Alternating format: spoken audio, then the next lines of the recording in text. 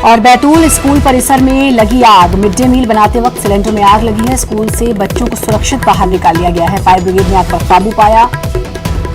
बड़ा हादसा टला आठनेर के कन्या माध्यमिक शाला की घटना, जहां सिलेंडर फटने से स्कूल में आग लगी। फिलहाल बच्चों को सुरक्षित बाहर निकाल लिया गया है और स्कूल परिसर में आग लगी। मिड डे मील बनाते वक्त गैस सिलेंडर में ये आग लगी।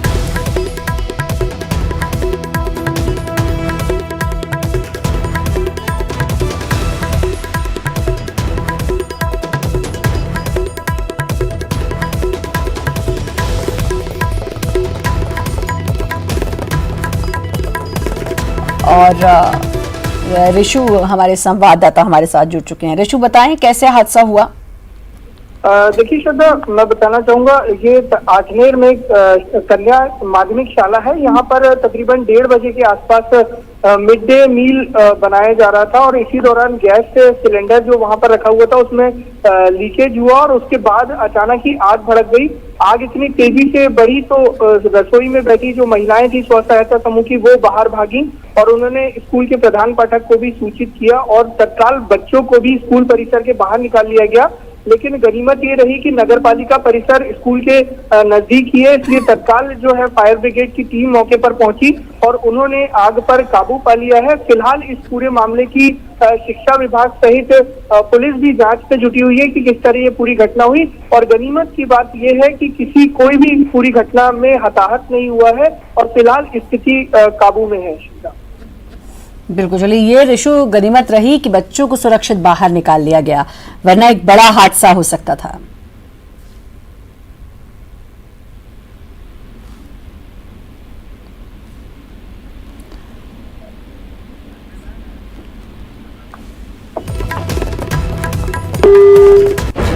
तो ये एक बड़ा हादसा होते होते टल गया। बैतूल का ये पूरा मामला, स्कूल के परिसर में आग लगी। मिड डे मील बन रहा था जब ये आग लगी, सिलेंडर में आग लगी।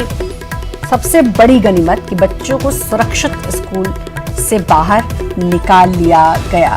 फायर ब्रिगेड ने आग पर काबू पाया और आठनेर की कन्या माध्यमिक शाला का ये पूरी घटना है।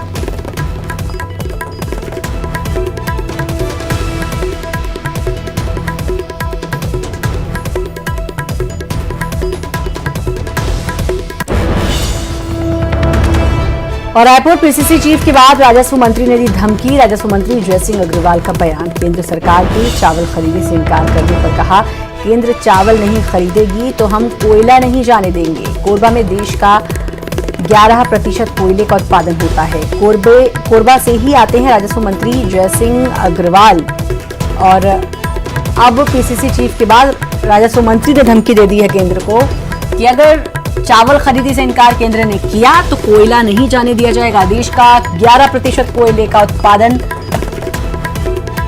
कोरबा में ही होता है और कोरबा से ही आते हैं राजस्व मंत्री जयसिंह अग्रवाल। सेंट्रल पूल का जो चावल है, छत्तीसगढ़ का जो कोटा है, उसी के लिए हम लोग अभी 13 तारीख को पूरी कांग्रेस पार्टी दिल्ली कूच करने जा रही है और इसमें हमारे प्रदेश अध्यक्ष उमर खान जी ने जो कहा है उस बात की मैं पुष्टि करता हूं कि कोरबा से सर्वाधिक कोयला प्रोडक्शन होता है और हम कोयला का डिस्पैच रोक देंगे। अगर ये उसको चावल को नहीं लेंगे तो कोयला डिस्पैच बंद कर दिया जाएगा। और युगल हमारे संवाददाता हमारे साथ जुड़ चुके हैं। युगल, पहले तो पीसीसी चीफ और अब राजस्व मंत्री ने भी सीधे सीधे धमकी दे दी है कि भाई अगर धान खरीदी नहीं तो फिर हम कोयला भी नहीं देंगे। जी सर, तो देखिए, अतिरिक्त जो छत्तीसगढ़ के चावल है उसको केंद्रीय पूल में खरीदी करने के लिए जिस तरह से कांग्रेस यहाँ पर दबाव बना रही है और धमकी पर धमकी दिए जा रही है, अब पीसीसी चीफ के बाद यहाँ पर राजस्व मंत्री जयसिंह अग्रवाल ने सीधे तौर पर कह दिया है कि अगर केंद्रीय पूल चावल नहीं कोटे से खरीदती नहीं है चावल तो सीधा सीधा यहाँ पर कोयले का जो परिवहन है उसका काम को ठप कर दिया जाएगा। तो जाहिर तौर पे कहा जा सकता है कि इस तरह से धमकी से, और उन्होंने साफ कहा है कि जब कोयला यहाँ से जाएगा नहीं तो उसका दबाव भी वहां पर पड़ेगा और फिर जो केंद्र सरकार को वो कुछ निर्णय लेने पड़ेंगे। तो सीधा सीधा कहा जा सकता है कि चावल को लेकर के यहाँ जिस तरह से छत्तीसगढ़ में राजनीति हो रही है और उसके बाद जिस तरह से जो पत्राचार किया जा रहा है और जो जिस तरह से बयान आ रहे हैं, उससे साफ जाहिर है कि कांग्रेस है किसानों के मुद्दे को लेकर के जो है दिल्ली में प्रदर्शन भी करेगी। तो तमाम चीजों को कहा जा सकता है कि कांग्रेस इस मामले को यही छोड़ना नहीं चाहती है और दिल्ली तक ले जा करके जो है धरना प्रदर्शन करने को भी पूरी तरह से मुस्तैद है, तैयार है। जी श्रद्धा। बिल्कुल, वैसे भी आंदोलन बनाम आंदोलन ही चल रहा है कि आंदोलन का जवाब आंदोलन से ही दिया जा रहा है। तो कुछ यहाँ पर भी ऐसे ही देखने को मिल रहा है कि भाई अगर आप नहीं धान खरीद रहे हैं तो फिर आप कोयले की उम्मीद भी ना करें। जी बिल्कुल, देखिए यहाँ पर जिस तरह से जो किसानों को दिए जा रहे बोनस को लेकर के और उनकी धान खरीदी को लेकर के यहाँ लगातार जो है राजनीति हो रही है और भाजपा कांग्रेस दोनों इस मुद्दे को भुनाना चाह रहे हैं।